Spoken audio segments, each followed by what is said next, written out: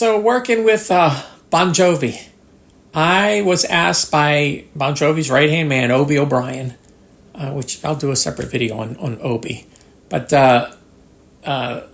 Obi asked me to come up to the power station and help them with this song for Ed TV. That was a movie. And the song was called Real Love. And it's just funny how in the beginning, people didn't want to buy Pro Tools, but they knew what Pro Tools would do, and they would call on me to come in and fix things. And it was under the guise of they're always doing a demo, but I'm actually doing a lot of work that they're I wouldn't say profiting from, but yeah, they are profiting from. So I went to the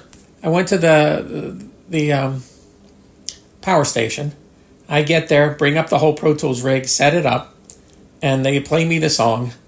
And then they got on the speakerphone their producer, and I think Fairbanks was his last name. He just did the Aerosmith record, and he was telling Obi what he needed to get done, which Obi, had on speakerphone. When he got off the phone, he said, "Okay, you heard that, George?" And I go, "Yeah." He said, "Okay, all right, do what you need to do." I go, "Oh, what do you mean? You got to tell me what you want me to." So there was certain syllables and things like that they wanted me to move around, and I wrote all this stuff down. And Obi said, "Okay, I'm gonna go." I go, "What are you doing?" He says, "Well, you just get it done, and I know it'll be done right, and anything else that you think needs to be touched up." So he left me with an engineer, and I was flying stuff into the computer, fixing things, and putting it back on tape, and making everything sound, right. And then when I was done, it was like late. I was like, I don't know, midnight or 2 a.m. or something like that. And nobody was around. The engineer says, well, it's time for me to go home. So I packed up all my stuff and threw it in my little car. I was driving a little Ford Festiva and drove all the way back home. But that song became, I think, was a hit for Bon Jovi. And I think they said I was going to get a platinum record or something from it. I never did. But I have a medallion, and that's a whole other thing, which is it's a big deal with. Well, the medallion is if you've done enough with the Bon Jovi camp, you get nominated for a medallion.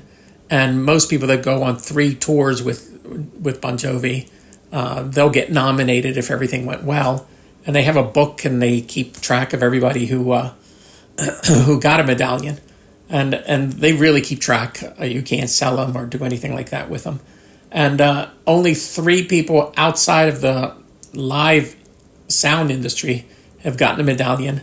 One, I think, was the guy who was a record executive, and I was the second person to get one.